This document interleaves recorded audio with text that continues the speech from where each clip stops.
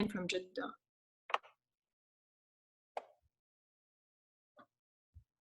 Okay.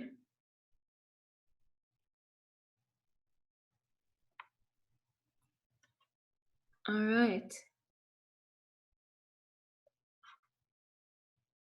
A lot of hands. طيب. Raise your hand if you're not calling in from Jeddah. So if you're from Jeddah, unraise your hand. Ah, nice. 1, 2, 3, 4, 5, 6, 7, 8, 9, 10. Wow, 11. Cool. Anyone else not from Jeddah? Right. Raise your hand if you feel grateful for someone or something, and you can go ahead and share it in the chat.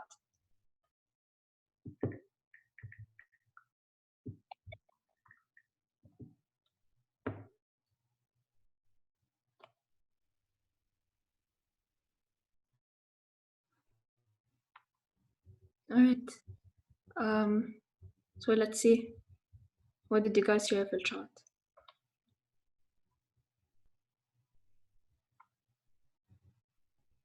Okay. Raise your hand if you're feeling overwhelmed. 10 participants. Okay. Raise your hand if you believe we're in the 8, 10, 12, 13, 15, 16, 18, 19, 20. Okay. So we're gonna have a coffee line activity. We're gonna unmute random people. You're gonna say your name, location, and something that brings you hope. So we're gonna do this for 3 minutes. I'm gonna have my timer on. All right. Abrar Al-Qayyam, would you like to share? You can unmute yourself and you can just say your name, location, and something that brings you joy. Abrar. Abrar. Anyone can go ahead and unmute themselves if they feel like it.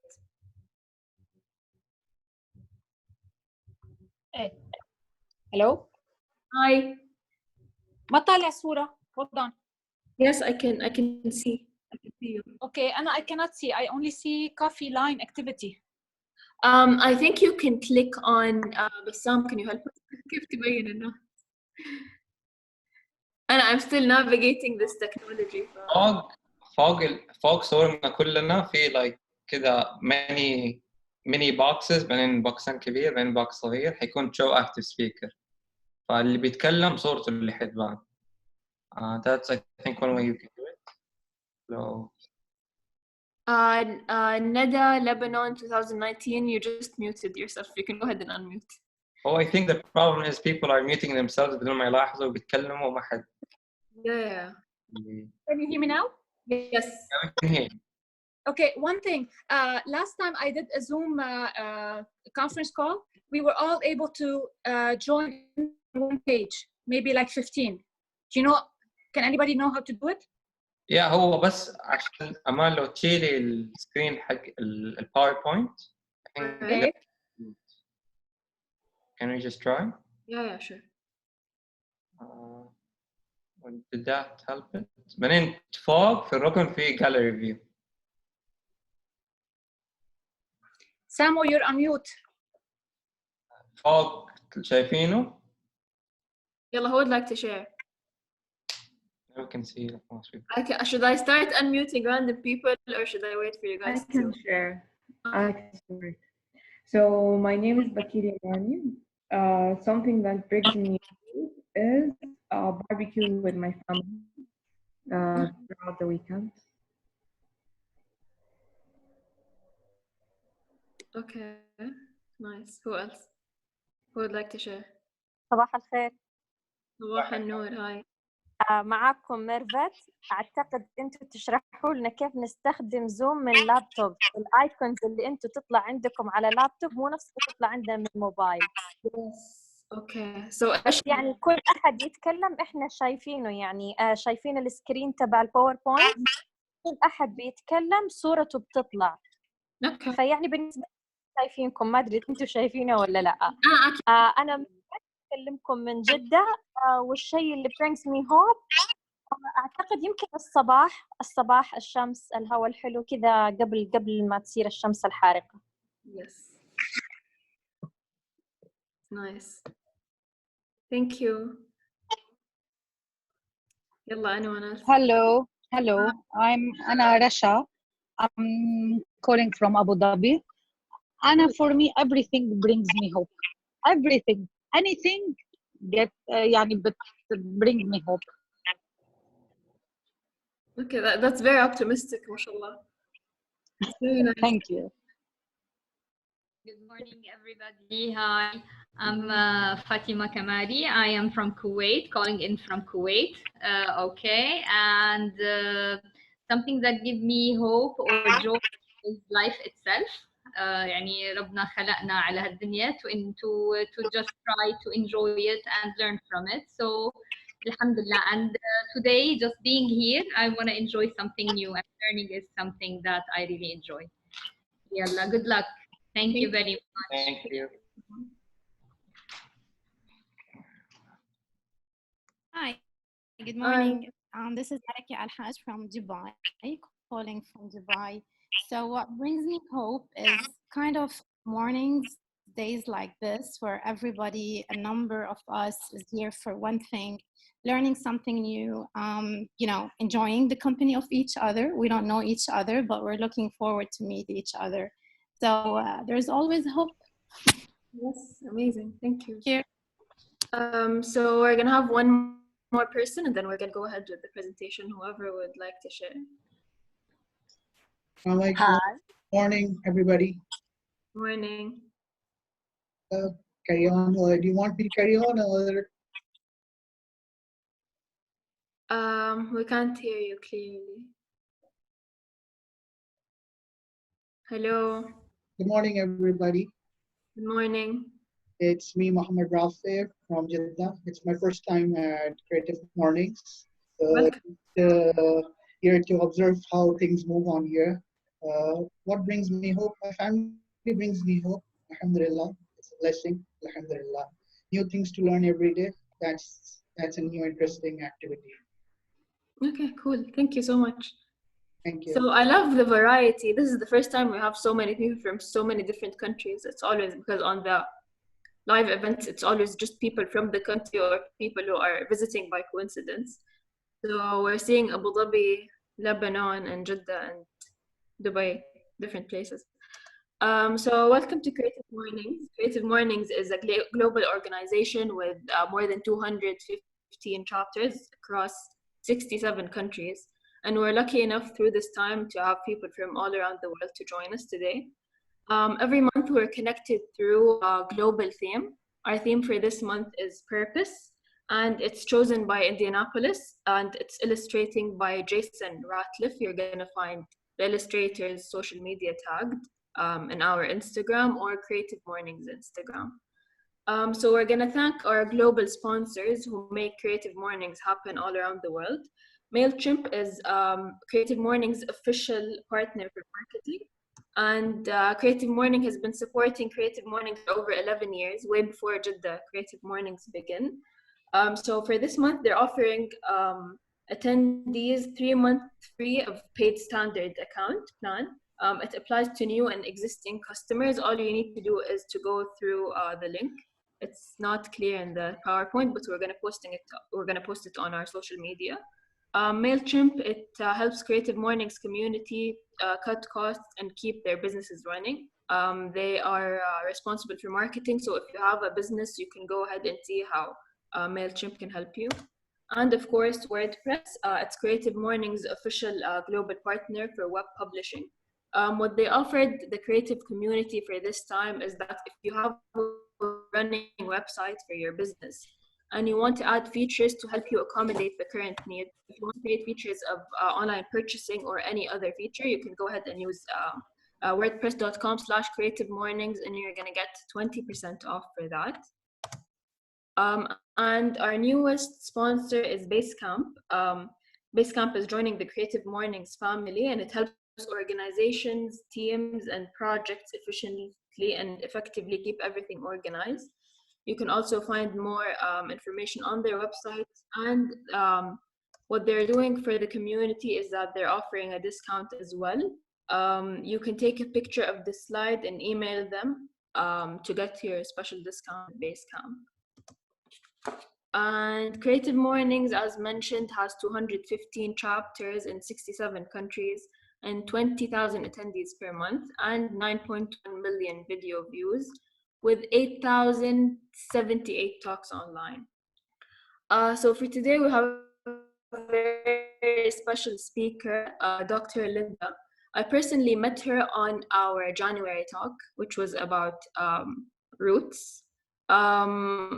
She has a very great energy, mashallah. I know for a fact that she's going to be an amazing speaker. So she's a storyteller by heart and profession. She believes well-crafted stories transform individuals and communities. She is a personal narrative consultant in TL Narrative Solution, a strategic storytelling consultancy that she co-founded in Beirut 2017. We have Linda's social media handles, business and personal, on our Instagram as well. So the title of the talk is to activate your purpose through storytelling. And Linda, the mic is yours. You can go ahead. Great. First of all, I have my assistant with me who's going to help me to set up.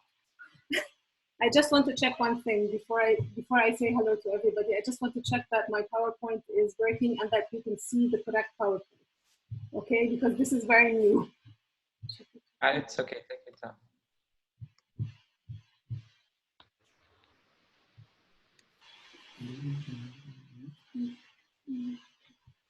Okay, can you see a screen or can you see my notes?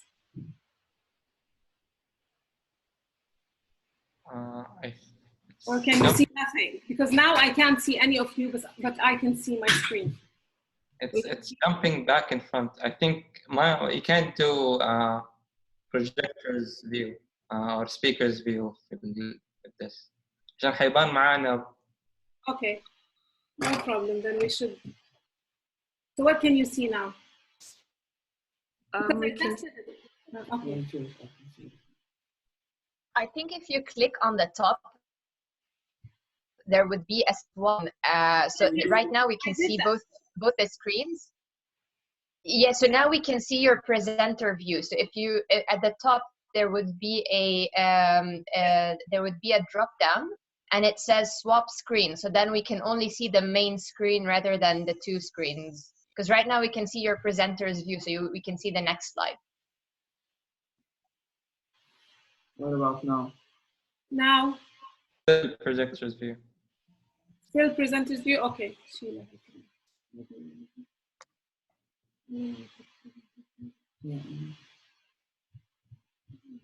Okay, we're all navigating. The transition was extremely. It's okay. Take your time. It's fine. لو من هنا بس حطيت يعني اعملي another laptop حطي عليه presenters view ونحن لقينا. Yeah, I have that, but it's, for some reason it worked yesterday and it's not working now. That's to have a great start. If you want to exit presenter's view and just go from one slide to the other, that's also fine. I want to end presenter's view. That's what I'm doing. Okay. Why can't you? Because take your time. Please, so it does that automatically. It doesn't because we practiced before. Wait, let me try.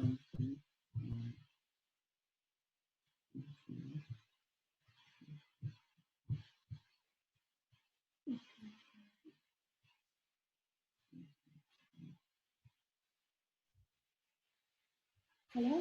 Yes, perfect. Perfect. We want to views here, and this is what you see. Okay. Yeah.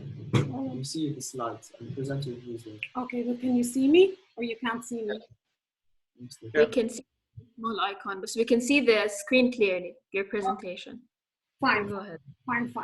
Okay, first of all, really, yesterday I told them I have just coined a new word and I call it Zoom fright. I've been doing talks for close to 20 years And this is the first time that I really feel terrified. And now I know what stage fright feels like, but for me it's Zoom fright. So when Amal asked me to do this talk, actually, we had, first of all, my topic was supposed to be identity, and I was supposed to be presenting in April. And identity is so closely linked to storytelling. So I thought the topic was amazing. But then there's a little change, and I was expected to change my topic to purpose. But of course, purpose and storytelling go hand in hand. So when Amal called and said it's going to be purpose, and do you mind that it's going to be in March? And I said, it's going to be in April. I said, of course not, no problem, purpose it is. Okay, Zoom fright. So I took that topic and I decided to work with it.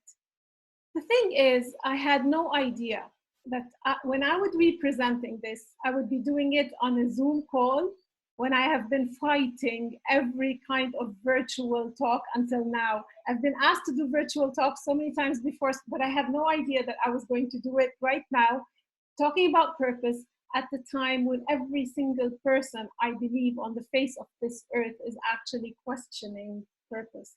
So I say, subhanallah, I don't know how it came about to this, but here it is, and here I am with my topic. Now, what I hope to achieve today is a little paradigm shift in the way you view storytelling. Now, as you can see, my topic is finding, articulating, and activating purpose in personal and professional contexts. And when you look there, you say, oh my God, that's far too many topics and too little time. But the thing is, you can't express your purpose if you don't know it. You can't know it if you don't look for it.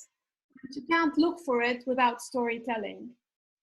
And it's not enough if you know your purpose on a personal level, or if you have different purposes. Like, I know on a personal level, this is my purpose, this is where I'm headed.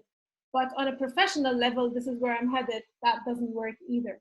And it's when you look at purpose holistically, that is when the vision changes.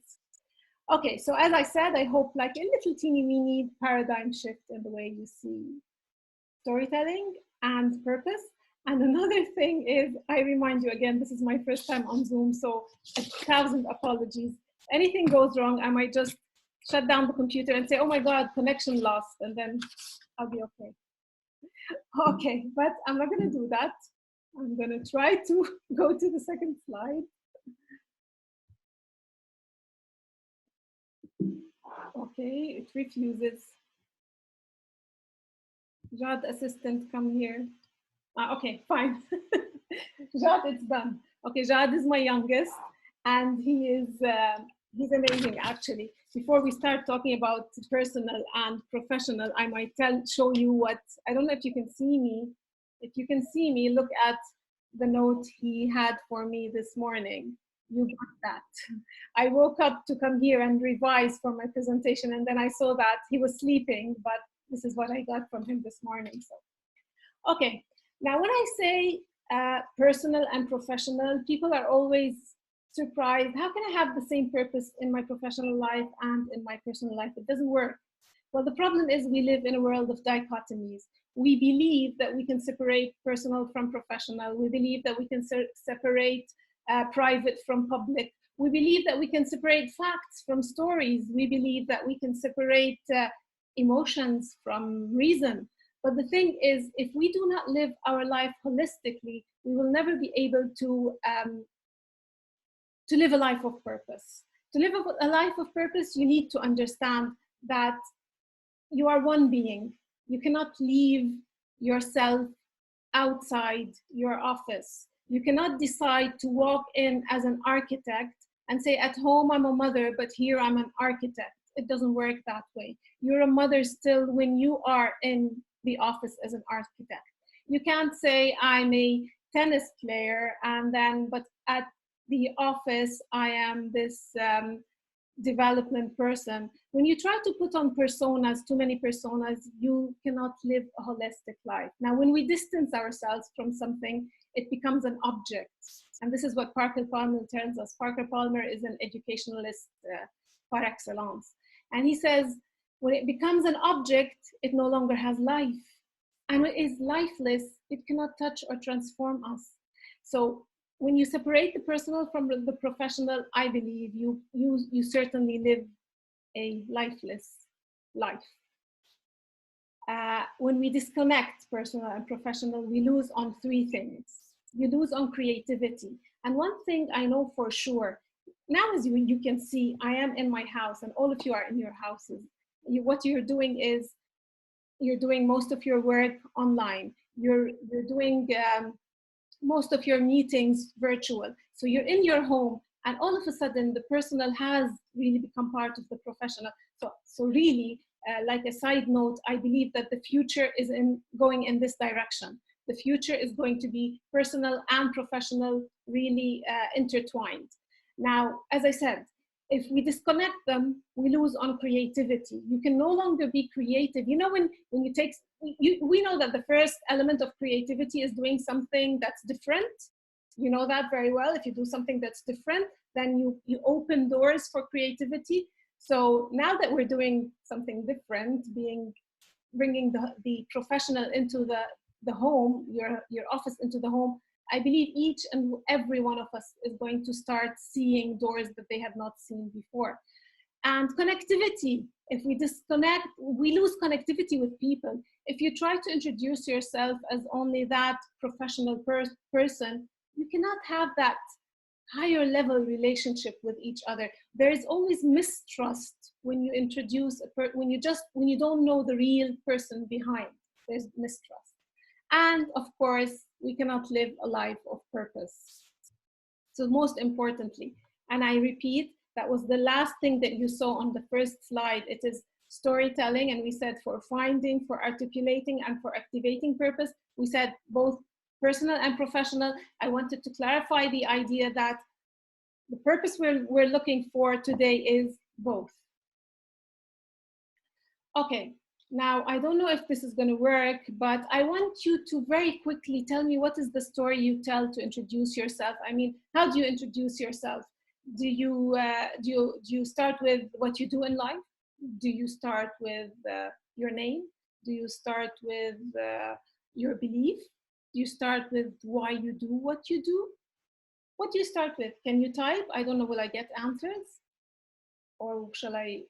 Okay. Would you like that we unmute people who raise their hands? We can unmute people. Yes, we can unmute people who raise their hands and say, how do they introduce themselves? And really, right away, what's the first thing? Let's say in this context, you have all these people from different parts of the world, basically in the Gulf, because other places they're still sleeping, I guess. And how would you introduce yourself to them? First time you see them on Zoom. All right, so raise your hand if you'd like to be unmuted, please. Okay, anybody? Come on, make it easier. Someone? Can I start with something? Yes, sure. Maybe it's not a typical answer, but I was asked to introduce myself for an online interview a couple of days ago. And I realized that I always say my name, my age, then I say that I am an architecture student, although I think that it's the thing that represents me the least.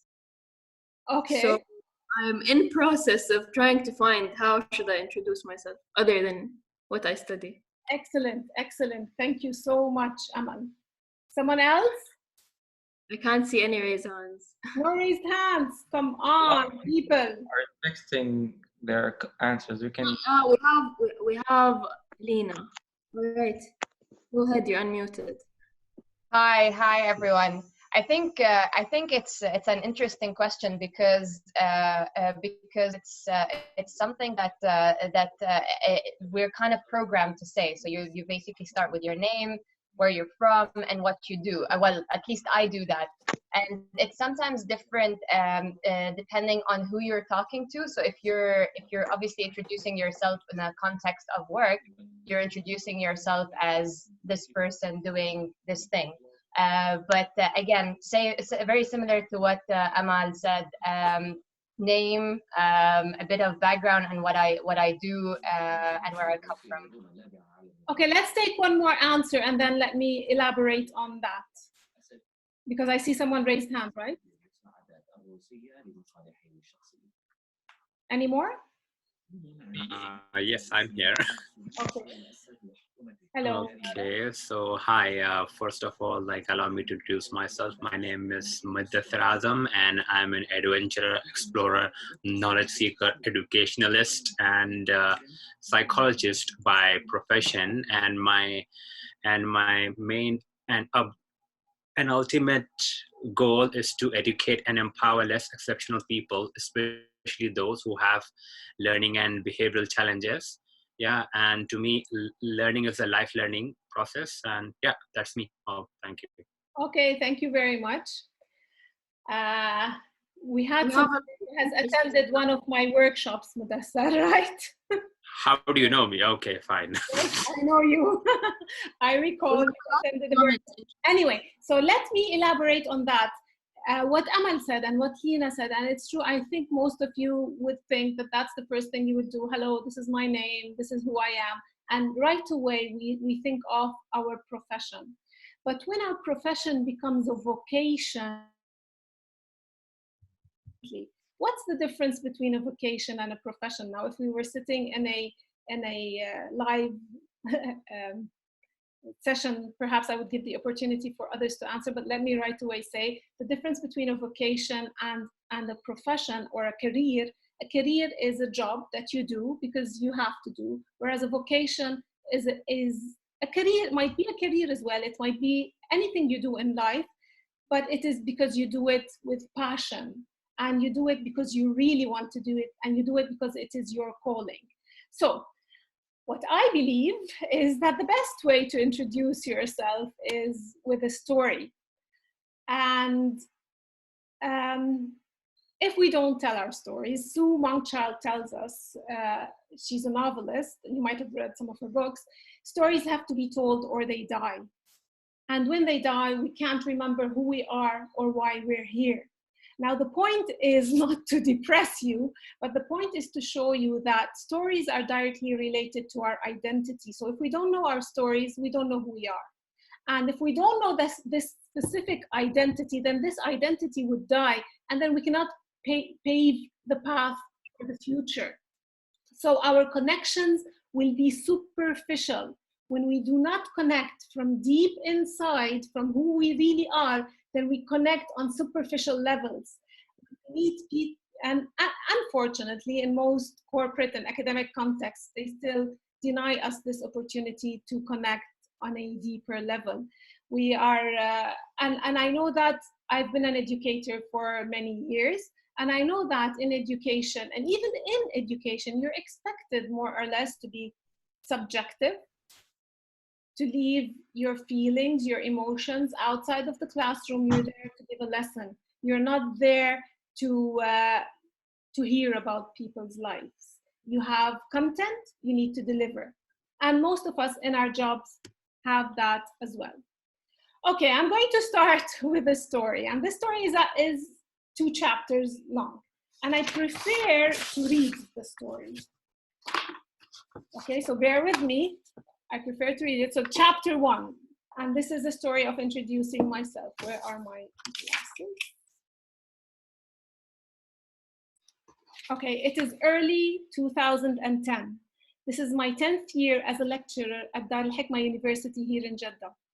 It's funny, when I arrived from Montreal with my husband to Jeddah in 1995, the plan was to leave 2 years later. But here I am. I'm sitting in the office of one of my colleagues, sharing with her my decision to apply for a 6-month certification program in Dubai on emotional intelligence.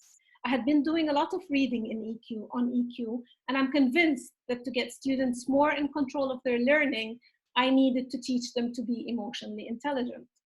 Plus, emotional intelligence was the new thing. It would be great. It would take me places. What, Randa, my colleague asks, what would you do with such a certificate? You are in academia. You should apply for a PhD instead. You should research emotional intelligence yourself. It would be great for your teaching career. PhD, I had just turned 40, and going back to university was the last thing on my mind. Why would I spend another 4 or 5 years of my life studying? My eldest, Bilal, was about to start his first year of university as well. Bilal is with us. You can raise your hand, Bilal. No, a PhD is not for me. I'm too old for that. In addition to my full-time teaching career at the college preparatory program, I had also been doing freelance editing and journalism as well. I leave Randa's office and go straight to my office. PhD. I smile. I sit behind my computer. I Google best school of education in the United Kingdom. University of Sheffield pops up. I read about the program.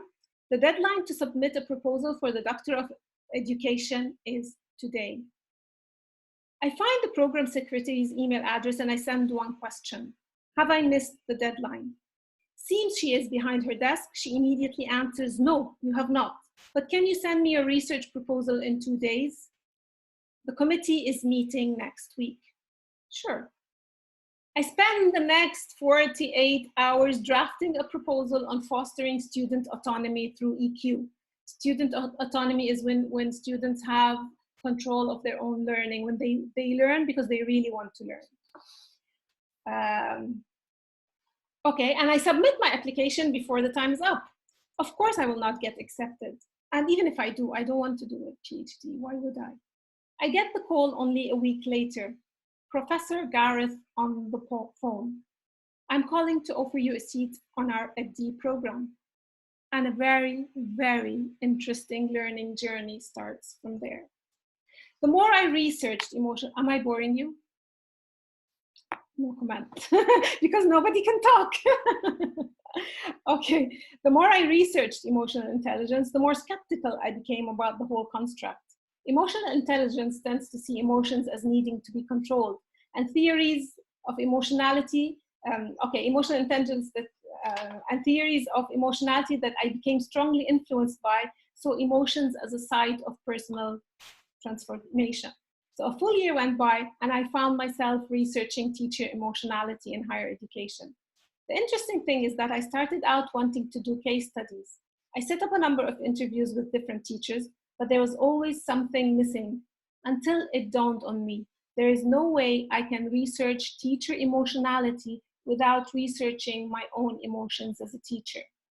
And here, ladies and gentlemen, I came across scholarly personal narrative. Okay, great. There is an 8 right there in the middle of the word personal, and I don't know how it got there, but it's not part of the name. Okay, so SPN is a research methodology that tells us that our life matters. And I was pleasantly surprised to know that there was a valid research methodology out there that is anchored by our personal stories. As a university writing instructor for close to a decade at the time, I had always been frustrated by the writing course requirements that mandated structured, objective, third-person point of view essays, and would secretly encourage my students to write personal narratives, because it was only through those personal stories that I could instill the love of writing in their heart. So I spent the next 4 years, or 5 years actually, studying the ubiquitous nature of emotions in higher education. And I did that through writing my life story as a teacher. But every time I would go into the research of storytelling and the science behind storytelling, I would fall in love with stories. I'd fall in love with my methodology more than in love with my topic. My topic was interesting, teacher emotionality, but the methodology was amazing. The methodology opened up doors. It showed me that there's a lot of potential behind storytelling that people do not know about. Now, just to quickly give an introduction on SPN, though, if you give me the time to talk, I would talk forever. SPN is combining story with research and then taking it from the me, so it's your life, to the we, so that you share it with all the world out there, or basically with the people who care about your research. So your own life has a meaning both for you and for others. Your life tells a story that, when narrated well, can deliver to your readers those delicious aha moments of social insight, of self and social insight that are too rare in other forms of research. Now, so what this research showed me is that there is no better way to transform ourselves, our communities, and the world than through stories. And trust me, I studied storytelling for 6 years, and I went into the deepest, darkest alleys of my own stories. And that showed me so many things that I was unaware of before. But that was all of what I just said was chapter 1. Are you ready for chapter 2? Hands up if you're ready. I don't know how it works, but still, since I can't see you and I can't see hands up, I'm just going to pretend that you all said, great, we want to hear chapter 2, and I'm moving on to chapter 2. So chapter 2, fast forward to 2016. While I was preparing for my viva, my defense, I had to go to do surgery for a chronic condition that I suffered from. And this took me to Bad Staben, to Germany, to the forests of Bavaria. I had to stay there for close to a month to recover from surgery. And Omar, now you know my middle child, because I mentioned Jad and then I mentioned Bilal, and now Omar, who's the middle one, joined me on my journey for the first week or so. And my husband joined me on the last week. But somewhere in the middle, someone joined me who was my childhood friend and my confidant, and she's in the picture here, and she's also with us. She can raise her hand as well. There she is. She joined me to take care of me, basically, for 10 days. And Sami is my childhood friend. So what do you do when you're in the middle of the forests of Bavaria with your childhood friend? You tell stories. So in addition to all the stories that friends exchanged about their careers, I told her about my research, and she told me about her marketing. She was frustrated with how her clients always wanted to paint rosy pictures about their people and their products. Oh, I forgot to tell you that she is a marketing consultant, 25 years experience, marketing consultant, and an MBA holder. So she was always frustrated with her clients. They wanted to paint rosy pictures. They wanted to hide the not so favorable stuff under the carpet. So that is what they always wanted, the best story out there. So when we walked in the most serene forests in the world and talked about our work frustrations and about the great potential of storytelling, a question came about. What if we could put our experiences and our education and come up with a concept that will help others realize and utilize the potential that lies within their everyday experiences? So because stories inspire action, because this is our slogan, as you can see, the answer to that question took a full year of action research, a lot of workshops, travel, lots of readings, number of obstacles, logistics of entrepreneurship. And actually, Teal was born in February of 2018. I had done a mistake, can you believe it? On the profile that I had sent you, I said 2017, but it's 2018. Anyway, so I won't go into details about Teal, but Teal is a consulting agency founded on the belief that all individuals, lost my voice.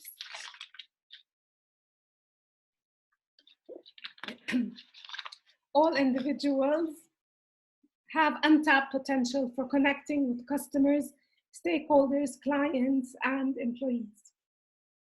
Okay, so as you can see, from friendship to partnership to empowering people to use their voices so they may inspire action. This is our company's purpose. So when we introduce Teal, this is how we introduce Teal. This is our story in a nutshell, and this is our purpose. Our purpose is to empower people to use their voices so they may inspire action. And we do that in storytelling in many different areas, but I'm not here to talk about Teal. I'm here to explain to you purpose. And I linked Teal's purpose to my purpose, or I linked my purpose to Teal's purpose because I co-founded the company, so it was easy to link that purpose strongly, whereas other people might not find it that easy to do that link. So this is my purpose, to empower people to find and use their voices so they may transform themselves and the world. And I want to say something. I drafted this purpose very recently after I started Teal. But this has always been my purpose. I was a teacher, so I've done that. I taught writing, public speaking. I was a journalist. I edited. It is all part of helping people to tell their voices so they transform the world. Now, in my home, I'm the same. And my kids will tell you, my husband will tell you as well, I talk too much, perhaps, and I'm always trying to do this, trying to make people change what they're doing or transform themselves in one way or the other. Because this is, if I may say so, my purpose. And I never knew that it was the same all throughout. But once I started studying it, I realized that I have the same purpose in everything I do.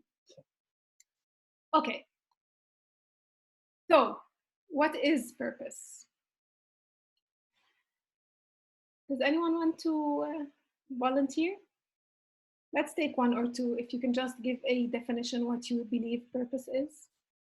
You can raise your hand. People are very active in the chat, mashallah. I've never seen this in any other Zoom.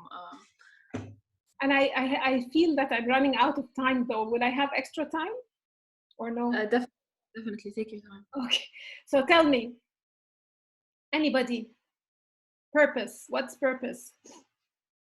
All right, Malaki. Yes. So when you say purpose, I'm not give a definition, but for me, is purpose goes directly with impact. So whatever the purpose of what you're doing, it should, and it would be lovely to have an impact on someone or a community or even just yourself. Thank you. Excellent. Okay, let's have one more and then we'll wrap it up. Anybody? Okay. Oh, yes, here. To me, like my definition of purpose is like the reason for determination, like what you have to like offer to the community and what you can bring the change among them. Yeah. Excellent. Okay, so both of the points given so far sort of hit it spot on, because purpose is not just about ourselves. And many people think that purpose is just about making yourself happy. It is the fire within your soul for sure. Purpose is that thing that makes you get out of bed and you're so excited to do what you're doing. It is purpose. But there will not be a fire inside your heart if other people are not involved in that purpose. You cannot live a life alone with having your own individual purpose and with a purpose that is not related to others. So even though purpose is unique for each one of us and it may shift and evolve throughout life, the important thing about purpose is that it involves you and it involves your community. So a little definition that I like from Harvard Business Review is, it's not what you do, it's why. And it's the strength and passion you bring to the table no matter where you're seated. Because this definition goes back to the personal and the professional that we talked about in the beginning. And so wherever you are, you bring in the same strength, you bring in the same passion. So this is one definition of purpose that I like. And another thing is that purpose releases energy. So the higher your purpose, the more energy you have. It sort of gives you freedom and opens up possibilities. But this is my favorite definition of purpose: a stable and generalized intention to accomplish something that is at once meaningful to the self and of consequences to the world beyond the self. Damon, Menon, and Bronk are three scholars in the field of positive psychology, and they did a lot of studies before coming up with this definition. This is my favorite definition. So it should be meaningful, there should be meaning in it, and there should be something for yourself and consequences for the world beyond the self. Okay, I am I'm going to ask you to perhaps take a screenshot of this to think about it later on, because I still do have a lot to say. But one way this is done, and of course, it's not done by 2 exercises. It's done by many, many, many exercises, but I'm giving you an example. You think of a story of a time you were extremely proud of an accomplishment you did at work. Reflect, maybe now, maybe later, but reflect on that really. Like in the past couple of months, what's the thing that you really are proud of? And then take a break, go back, tell yourself a story of a time you were extremely proud of an accomplishment outside work. Now, the tip is tell that story, and don't tell it to yourself, tell it to someone. Sit there, talk to someone, and tell the story from A to Z. It was that day, and this happened, and I don't know, the weather was so and so, and my father in the morning told me all the details. Then put these 2 stories together. What is common? Believe me, when you do a number of stories in that manner and you try to find the themes, you will realize that specific purpose that connects you on the personal and professional side. Now, before, because I still did not go to the storytelling part, before we write a purpose story or before we create a purpose story, we need to create a purpose statement. And these are the tips of a purpose statement that we use in Teal. It draws upon your strengths, skills, and passions. It provides intrinsic motivation as opposed to extrinsic. You know, extrinsic is when you do something because you have motivation from outside. Like, for example, when you're getting the salary at the end of the month and you're working because you know that there's this salary. You're just doing it because of that salary. But intrinsic is when I just want to go to work because I'm happy being there. And I think now is a time in our lives when we can actually think, if we really wanted to be there, do you miss being there or you don't? Or you're so happy not being there? This is a question you can ask yourself now. We've been given an amazing opportunity to reconsider where we're headed. And it provides a benefit for something beyond a self. So this is really top importance. It can't be just for you. There's no purpose if it's just for you. You don't live on this earth alone. You cannot be happy by doing something for yourself alone. You cannot be happy by having a purpose which is to travel all your life. That can't be your only purpose. That won't bring happiness. There should be something you're contributing throughout this travel, then you can enjoy it. Okay, it's fueled by a search for meaning, because we all live our lives searching for meaning. And most importantly, and I keep on saying most importantly, but it is finite. It means that, infinite. It means that you can apply it anywhere. You can put it anywhere, whatever you're doing, wherever you're going. You can decide whether you want to do something or you don't want to do it by checking it against your purpose. Does it fit into my purpose? Then I'm not doing it. Does it not? So you make a decision based on that, no matter what it is, even if it's as simple as, going to lunch with a friend. If it fits in your purpose, then you might do that. If it does not fit in your purpose, then you decide not to go out for that lunch. So it's that deep. Okay, so now brings me to what we have created at Teal as the selfie story. And the selfie story is your purpose story. Now, in some of our workshops, and if I have people who have attended my workshops here before, in some of our workshops, Samia and I do the 6-word selfie story, because sometimes we don't have enough time and we have like corporate workshops, we want to do it very fast. So they just write the 6-word story which is their selfie story. But the selfie story I'm proposing now is the story which contains all the elements of your purpose and of why you're telling that story. Now, I've given you 4 examples of purpose stories that are out there. You can Google them. They're out there on the internet. Jennifer Aker from Stanford University has done a lovely job of explaining the purpose story. She has termed it signature story. And there's a little bit difference between what she does and what Gans does. Gans calls it the public narrative. And I really love Gans' work. He mostly, but he focuses a lot on NGOs and organizations where you don't actually forget it. And then you have Simon Sinek. You might know Simon Sinek, the why, and he's all over the internet. He's a very, very motivational speaker. Go ahead, research him. He talks about the why and finding your why and the why story. And then you can find in marketing a lot of your personal brand story.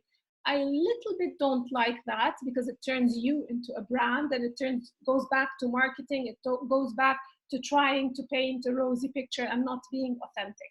So the selfie story, and why we call it selfie story, because we like people to take a picture of themselves and then to look deep into their eyes. Do that. And I say, look deep into your eyes, into that person in that picture. You've taken that selfie to share it somewhere. And you know how many selfies you start taking because you want the right one out there?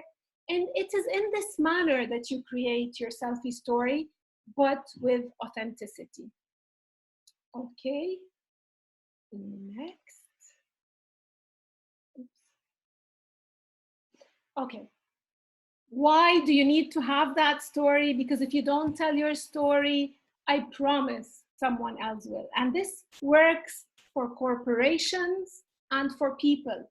If a company does not go out there and tell its story, I'm not sure if I'm looking in the right place. Sometimes I look here and sometimes I look there, but forgive me if I'm not looking straight at you. I love looking into my audience's eyes, but unfortunately I can't do that. So if you don't tell your story, someone else will, and I promise they will. In what sense? Companies that let's say have on their websites our story. They have this little site that says our story, and then you go there and you find all that we are excellent in doing excellence, because excellence is the excellence way for the excellent future. These people disconnect us, and we know they're not excellent because we know that there's nothing perfect in life. So they disconnect us, and then we start creating stories about them. How would you create stories about them? It's the products that you buy. If you bought a product you were not happy with, you might create a story. If someone's a company, a staff member's wife says something about her husband's job out there in the community, then that's a story being created. So this is when it comes to corporations. And when it comes to people, we know that people create stories about you from many different places. Now, again, if we were in this interactive community where I can talk to you directly, I would ask you and you would answer. You would tell me probably people will see your stories on social media and then they would create stories about you. But you know, the Instagram posts that you put, people know when you're authentic and when you're not. We've reached a stage when we know when people are lying to us. We know that they're saying that I did this and I did that, and we know that it's a lie. So we start creating stories about the stories that they put if they are not authentic. Okay, so enough about that, but this is the thing. If you don't tell your story, negative misconceptions might come out. So we always encourage people and companies to make sure that the story is clear, their purpose is clear, so that their connections and communication with other people will be clear. So in what way do stories empower purpose? Okay, we talked about purpose, we talked about having a purpose statement, we talked about what purpose is, we talked about ensuring that you have the personal and the professional all combined together. Now, what role do stories play? We know very well, I mean, I did not invent storytelling. We know that stories have been there for millions of years. They transform, they entertain, they teach, they influence, they connect. I know in education, whenever I enter a classroom and I tell my students, let me tell you a story, you know, if the whole classroom is out of control, then everybody would be quiet and they'd be listening. This is a magic word, by the way. And even in a meeting, if you want people to listen to you, start by saying, let me tell you a story. And then you would have all eyes on you. I don't know if you know that the CEO of Amazon, Jeff Bezos, you know what he does? He does not allow PowerPoint presentations in his meetings. People are supposed to come in with stories. They're supposed to actually write down 6-page narratives and come in and share stories. And he does that because he knows that this is how we connect on a different level.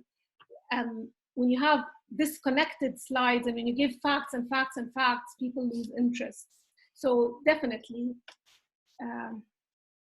stories help us connect better. Now, in the discussion that we're having today, in the first part, to find and define purpose, stories help us make meaning of our life because they help us put the messiness of our life into some kind of structure. So they help us make meaning. And then therefore, they will help us define our purpose. We can say define, we can say uncover, we can say unleash. The purpose maybe is already there, but you just need to bring it out, or we can even say discover. And stories, after that, help us articulate, so help us say it out, and activate. Now, articulate and activate, I put them together, they're very important because to connect with other people, you need to tell your story. And to activate your purpose, you need to tell it to other people. So that's the point. You can't activate a purpose, ladies and gentlemen, by keeping that purpose in your mind and in your heart and saying, I have this purpose and I'm perfectly happy, I'm going to accomplish my goals. If you don't get out there, define that purpose into a story and go out and share it with people, you're losing on a lot. That's what I say. So, next. So Jerome Bruner, and if there's anyone in education with me today, and because I'm an educationalist, I can't help but bring in examples from education because you bring in who you are. Jerome Bruner tells us that the best way to understand the self is to think of the self as a storyteller. And Jerome Bruner is one of the most respected scholars in the field of education. He understands that. Now, the interesting thing is his first writings in the early 70s did not include storytelling at all. But then he even understood the importance of storytelling. And it took him a while, but then he wrote within the last, I think, I forgot the name of the book, but he mentioned the importance of seeing the self as a storyteller to be able to make meaning of your life. So this brings us to, so as we said, the first thing is to be able to define purpose, you need to make meaning. And humans make meaning by endlessly telling and retelling stories about themselves that both refigure the past and create purpose in the future. So when you're telling and retelling story, you go back and forth. When we try in Teal, when my partner and I try to help people find their purpose, we go back to childhood, and then we go back to the future, then we go back to the present. And it is this jumping back and forth that helps them create that purpose. And the reference here is from narrative inquiry scholars, Conley and Clunder. Of course, again, this is part of me. But I want to go even deeper and tell you the importance of stories. And we know that in all religions, stories play an important role. And we know that very well. Well, some of us might know that. The Quran itself is full of stories. The stories in the Quran are didactic by nature. They are there to help us learn, to teach us, to help us think, to help us reflect on our own stories, to teach us and to help us understand. Sometimes it's just even to help us know facts and events. So Surat Yusuf tells us that we relate to you the best of narratives. I think نحن نقص عليك أحسن القصص.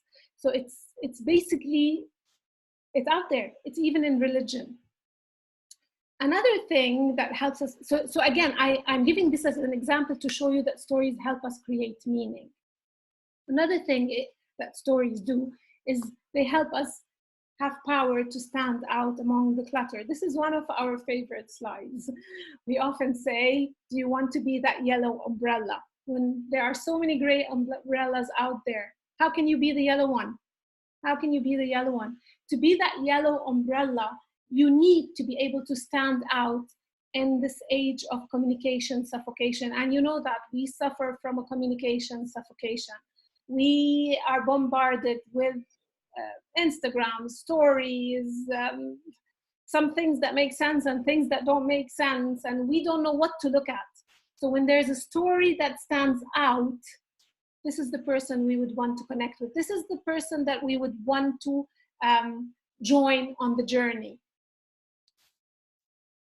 Again, this is from Bruner, but by the way, I can't find it in any of his books that he says 22 times.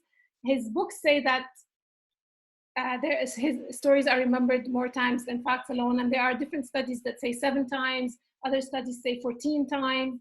There are a few references to Bruner that say 22 times, and I like the 22 because it's very expressive, but it's true. It's true. We don't remember facts in the same manner that we remember stories. And if I had time, I would have demonstrated this for you. We usually do that again in our workshops. But I will move on from that to explain to you why we remember stories.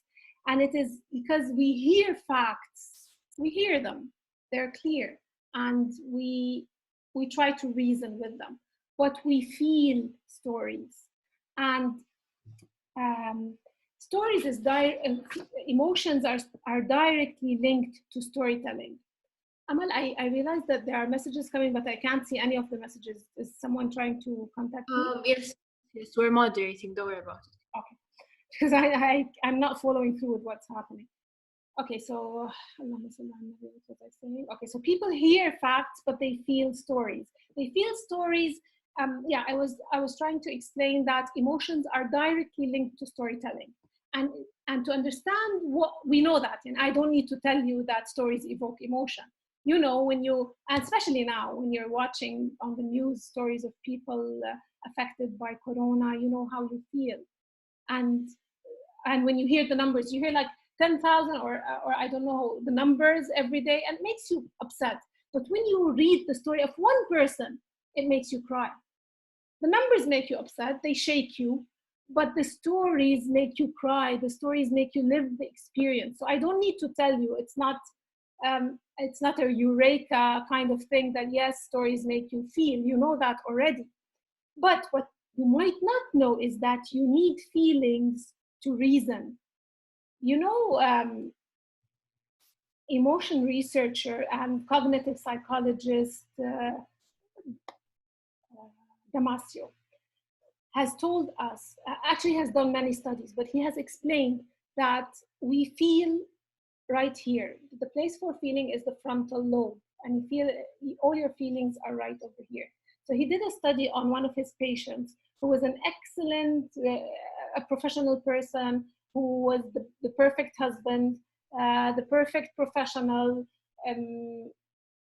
His life was going great, and then he had the tumor in his frontal lobe. The tumor was removed, and this guy survived the surgery. He did very well. He survived the surgery, but 2 months later, he lost his job and he lost his wife. And can you believe it, what the studies showed? The studies showed that because he could not reason, he could not decide, like for example, if he wanted to go to a restaurant, he could not decide which restaurant to go to, because he would say, this has better price, but this is a better place to sit, but this has better food, but if I go here, I would. So he could not make decisions. So without emotions, you can't make decisions. And emotions, stories evoke emotions. So stories are needed for decision making. So if you want people to join your purpose, you need to tell them stories. And without me telling you who this person is, all of you know him. But I just want a raise of hands who knows who the current CEO of Apple is. I don't know why I can't see the raise of hands, but usually when we do this, we realize that very few people know the current one, even though he has been the current CEO for over 8 years. But for some reason, Steve Jobs is better remembered. I think it's Tim Cook, if I'm not mistaken. But and studies show that Tim Cook is a better CEO, whereas the person who's remembered and the person who has changed the world, and he said he would change the world. Look at that quote. I think it is the most expressive quote on storytelling. The most powerful person in the world is the storyteller. Okay, storyteller is one word. The storyteller sets the vision, values, and agenda of an entire generation to come. Didn't he do that? Didn't Steve Jobs set your agenda? Look at you. What are you using? MacBooks? Are you using iPhones? He said he would do that. He's a storyteller, and he did that. So this is just one example, and there are many examples of storytellers who have changed the world. Amal, do you want to tell me how much time I have?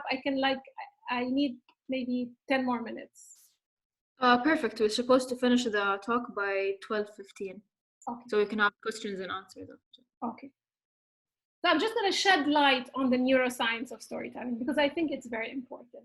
It's very important for you to know that studies have been done that show that when you talk to someone, you tell someone a story, the same place neurons light up in your brain, and the same place that the speaker's brain lights up. So this is called neural coupling. You know the old saying that says you can't know what someone is thinking unless you walk in their shoes. Well, storytelling is like you're actually walking in their brains. You can actually walk in someone's brain by sharing a story. You know when you're watching a movie and it's snowing and you feel cold, or when you find yourself crying and you say, why am I crying? Crying is physiological. It's evoked by neural coupling. So imagine that on a physiological level, stories affect us. So why don't we make use of that? Since we know that we can inspire people, motivate people by using stories, why don't we? Another physiological, very interesting information is that stories evoke oxytocin. And oxytocin is a hormone. I don't know, many of you might know it as the hormone of love. And it is the hormone of empathy. It's called hormone of love or hormone of empathy. And again, many studies, which I don't have time to tell you about, show that stories evoke oxytocin. And oxytocin, incidentally, for all the mothers out there, is the same hormone that you produce when you're nursing a baby. So can you imagine that kind of connection? If you tell someone a story, you can actually bring that feeling. Of course, it depends on the story. And that, again, that's why we say it's very important to use the right words, to tell the right story. Okay, I'm gonna rush into corporations because as in the blurb to my talk, I told you that I will be telling you about the purpose of corporations, and I do want to do that. I might do it very quickly, but I will do it. So storytelling is directly linked to purpose, to corporations. Purpose and corporations. I want to go to just let me take a sip.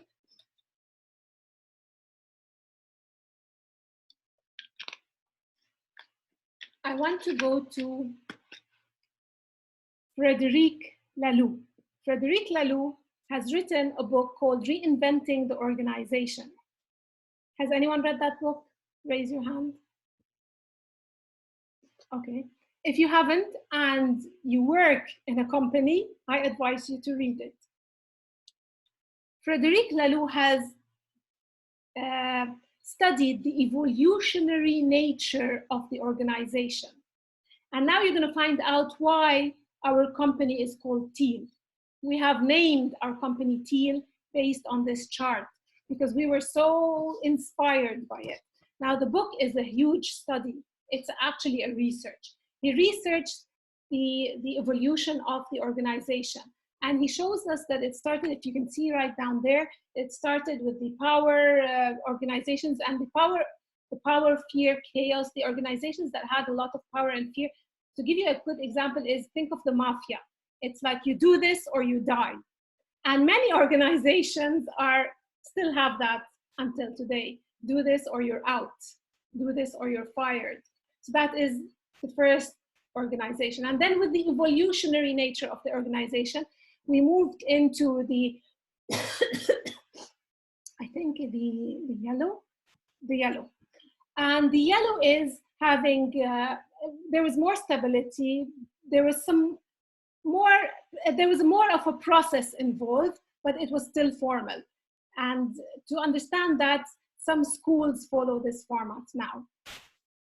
Then we moved into the amber. When we started hearing the word innovation, all of a sudden innovation was a thing. and competition was a thing. We need to compete. We need to have values that are different than the competition. We need to innovate. Then most of you are familiar with the going green. All of a sudden, we care about the environment. We are the going green who take culture over strategy. It's important to be together, to work together, to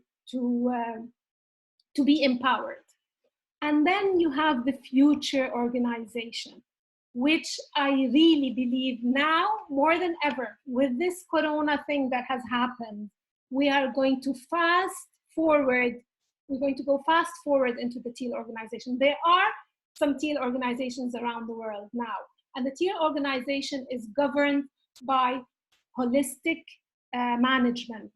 You don't have a manager who tells you do this, don't do that. You know what you must do because you want to do it. And you do it because you have a purpose, and your purpose is a higher purpose. So many people, when we do these workshops, tell us, oh, but this is a utopia and it's far-fetched. But it's not far-fetched. It's not far-fetched. Of course, it does not exist with no rules at all, with zero management. No, there's a structure put. There's a kind of management. People know what they're supposed to do, but then they're left to create, to grow, and they don't wait for someone to tell them what to do. And they are there.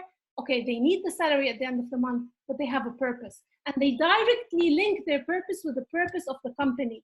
That's the most important thing. If anyone here has a startup or is a leader in any company, the most important thing is that every single employee in your company should link their purpose to yours. Otherwise, they cannot move forward towards teal.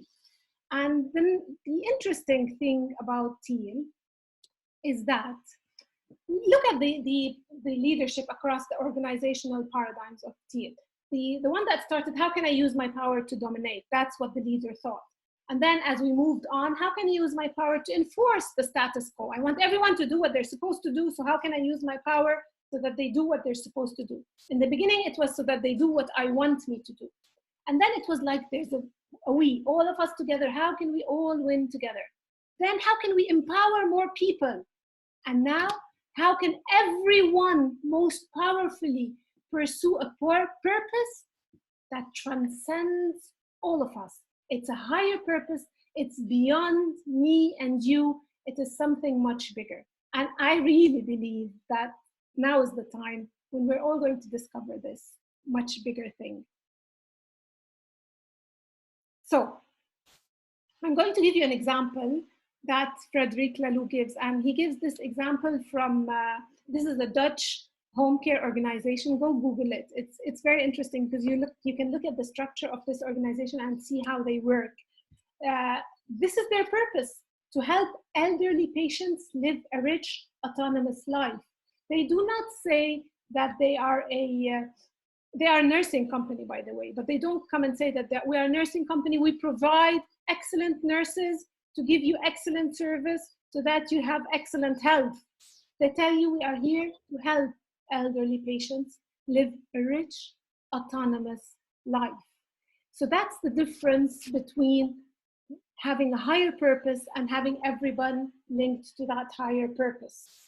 I was going to say something, but I forgot. Anyway, another little example, just so, and I'm not sure if IKEA are living up to it, but I just wanted to show a company that has a higher purpose, that has a purpose that is clear, and it is not, doesn't talk about furniture, to create a better everyday life for many people. And you know, this is what helps them in creativity, because their aim is not to create furniture for you.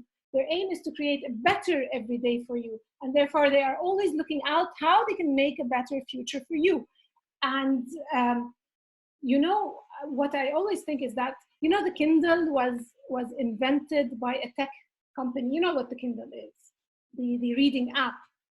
Whereas it could have been invented by a publishing company, because publishers care about reading, but publishers limited themselves by, most publishing companies limit themselves by saying that they publish. That's what they do, we publish. They didn't go into the fact that they are there to empower people by reading about other people's stories, and then they need to find more ways. So when you have a higher purpose, it becomes infinite and you have more possibilities than when you narrow down your purpose. Now, the purpose of teal to empower people to use their voices so they may inspire action. And we do many things because many people tell us, so what are your services exactly? But this does not fit. And we realize that many things, every single day we come up with things that fit under this. They just fit. We do coaching, it fits. We help people create their brand stories, it fits because we help them with their voice. We do workshops on story circles. We do story circles for just communicating, for letting go, it helps. So everything fits under that. And for me, it fits my own personal purpose of everything I am and fits under my company. So I want to remind you of the selfie story. The selfie story starts with you. It starts with the me, but then it reaches out to the you. And in the end, it connects with the larger we. I'm not going to go with what is a story. You can Google what a story is. I just want to tell you that this is the process that we often use for helping you uncover your story, your selfie story. Have a look at 4 different areas. Focus on the now, a throwback to the past, the me inside of me, and into the future. Now, there are lots of activities in each one of them, and usually it takes us a number of days to go through all these activities. But this will just give you a framework where you can start from if you're interested. Remember, your selfie story is what makes you uniquely you. And it is not about bringing the gloss from the outside. I tell this to corporations and to people. It's not about bringing that gloss and showing how great you are. It's about bringing the glow from the inside. Everybody has a glow inside. Even companies with their obstacles, with their problems, with everything. And one of the slides that I just moved over is that all stories should go from struggle to solution. They should be authentic.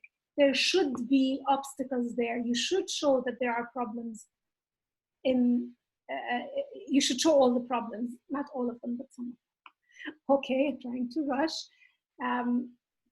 This is our social media. And thank you very much for listening. I'm done. Thank you so much. So we're gonna have the Q&A in a bit, but just because we're a bit lenient on time since this is online, we're gonna go through the Creative Mornings announcement first, then we can go back to the questions and answers, if that's all right. Okay.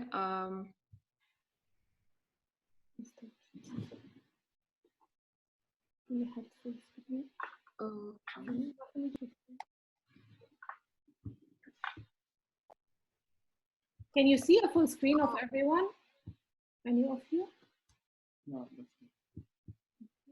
So is my screen visible? Is the field trips? Yes, it's clear. All right. Since Creative Mornings globally went virtual, there's something on the Creative Mornings website. It's called Field Trips. It's where people share skills and workshops and talks that are not necessarily related to the theme. There are a lot of things happening, like cooking classes and yoga and workouts and origami and a lot of different things. So I really encourage everyone to visit. And so the Creative Mornings manifesto that we display on our events every month on Saturdays has been a bit altered since everything went online. So I would like to know who would like to volunteer to read the manifesto. Raise your hand. Team. You want us to read it? Yes. Go, Bassam. Okay, wait. What's creative? Okay. Well, I'm gonna read كله ولا في حد حيكمل براحتك؟ خلاص حقرا كله. A creative life requires bravery in action, honesty, and hard work. We are here to support you, celebrate with you, and encourage you to make the things you love. All right, Lena, unmute. So this is the Creative Mornings team. Okay. Go ahead. طيب. We believe in the power of community. We believe in giving. دائما. We believe in face-to-face connection and learning from others. إنجاز hands, virtual claps, and virtual snaps. Yay, Sarah. Sarah, unmute. Okay, Sarah شكلها she's busy. وعد I see you. Hi. Okay, وعد بعدين سارة. خلي سارة. It's okay. Okay, طيب. Go Sarah. مو باينة عندي بس دقيقة. Okay, we bring together people who are driven by passion and purpose, confident that they will inspire one another and inspire change in neighborhoods and cities around the world. وعد finale. Okay. آخر شيء صح. Everyone is welcome. Yay, okay. So for my announcement, one of the attendees is Rakan Abdulaziz. He has, it's very related to storytelling. He has a very nice book. It's called Tanweer. He talks about his life and experience in orphanages in Saudi Arabia. He talks about realistic stories that he experienced himself. He's because he wrote the blurb in Arabic, so I'm trying to translate. He's a writer, and he is إيش محاسب? Can someone just what? Accountant. Yes, Accountant. Accountant. All right, he's an accountant. So we're gonna post the link on our social media where you can purchase the book online. So we can go ahead with questions and answers right now.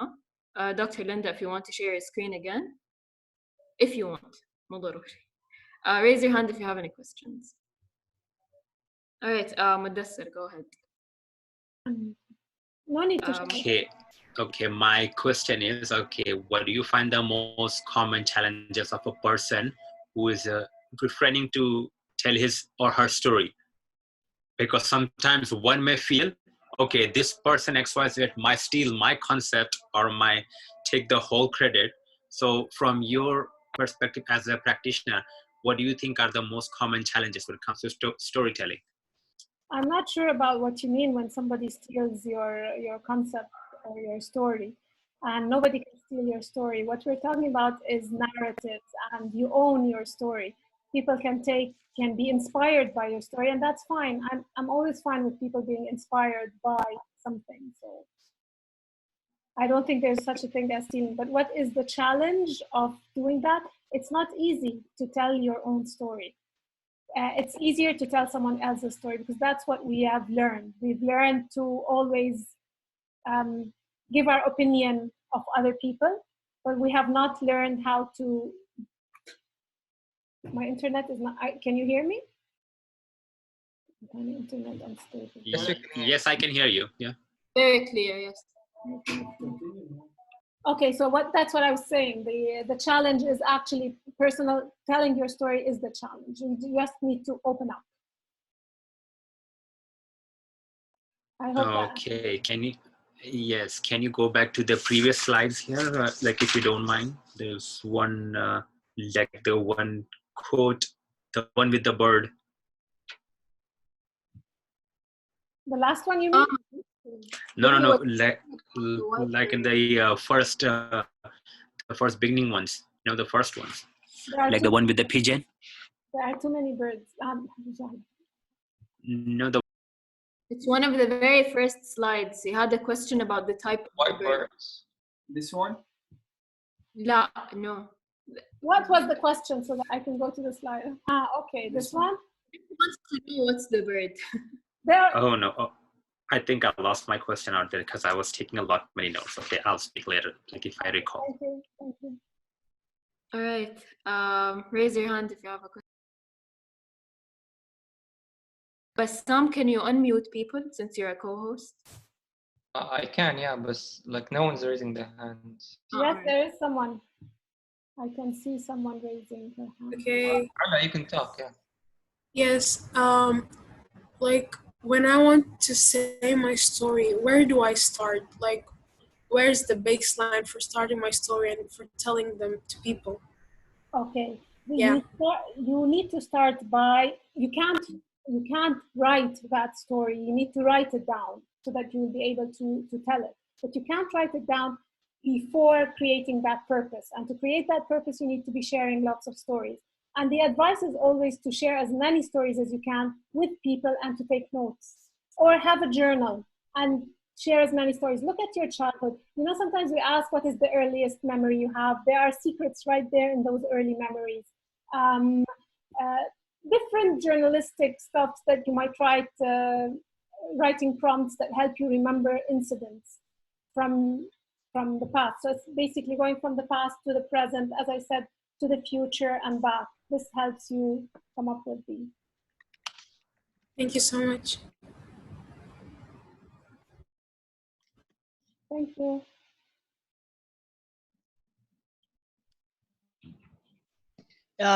Good afternoon, everyone. I want to share personal announcement, if you allow me. Go ahead.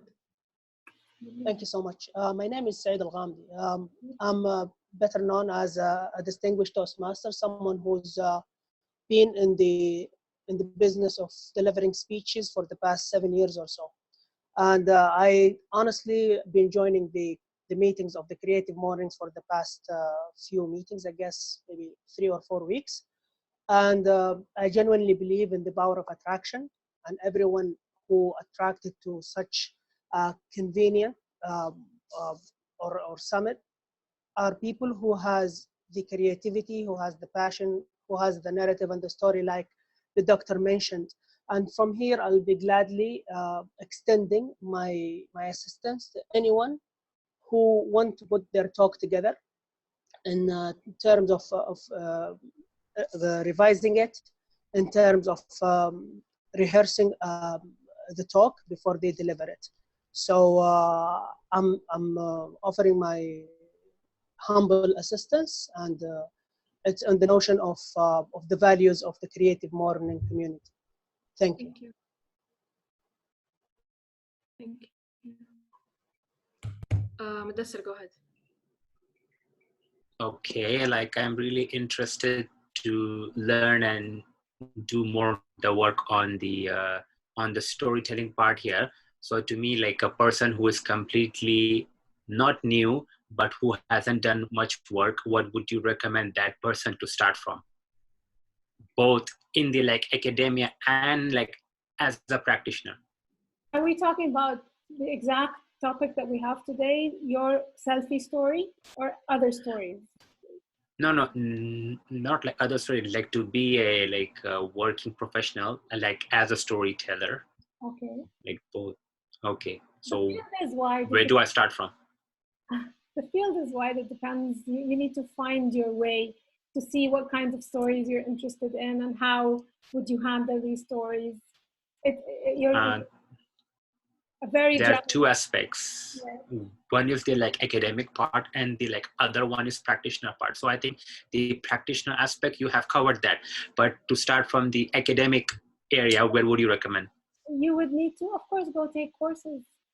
Look for storytelling courses, workshops, and do a lot of reading. Read other people's stories and do attend. Yes, you need, because there's a technique to writing stories that everybody would need to learn. It's not a difficult technique, but with practice, that helps.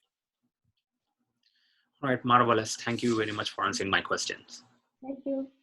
So do you have any more questions?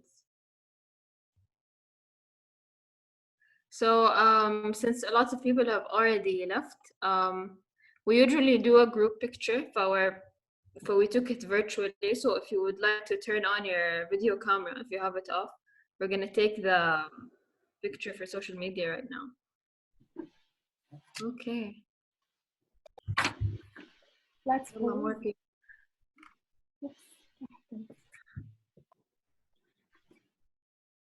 Bassam, I need tech support. How do I show more people on the شفتي فوق على اليسار كذا في gallery view.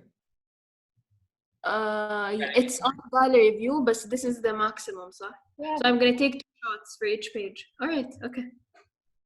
المكتب مرة ملخبط. Is that fine? Yeah, it's fine. Don't worry. أحسن حلو إنه show life كذا. All right. 3, 2. Okay, الصفحة الثانية.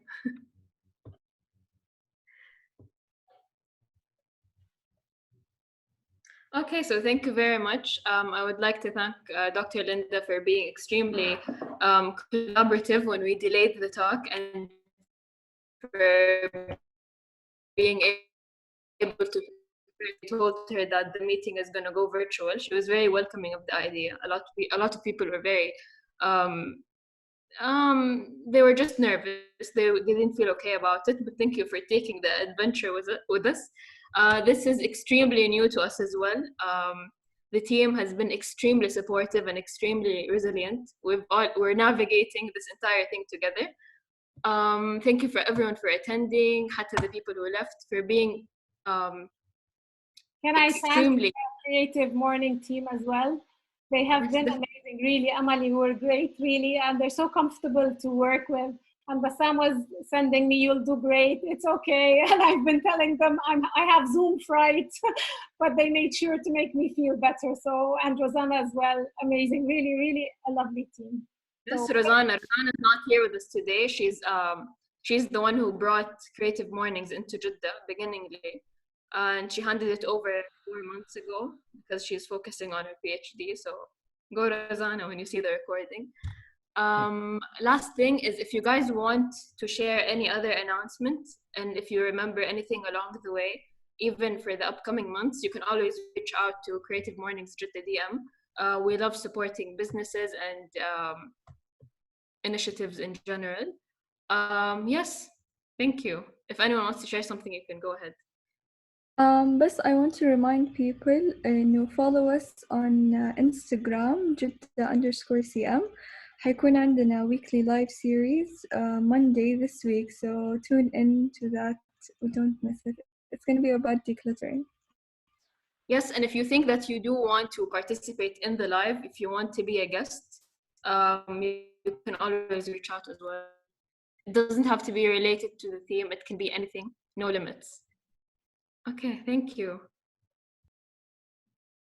Thank you. I think many people have sent comments that I did not see, so I'm sorry if I did not respond to people because I'm not sure about this. And I just realized that there's a long chat here and I did not answer anyone, so forgive me. But you saw my email address and my Instagram. Please do connect. I love to hear from you. Would love to hear your opinion, and if there's any other question you'd like to ask, please go ahead. Thank you. Thank you. Bassam, how do I end the meeting? تحت على اليمين في leave meeting. You leave the meeting, كلنا نطلع. Thank you. Bye. Bye. Thank you so much.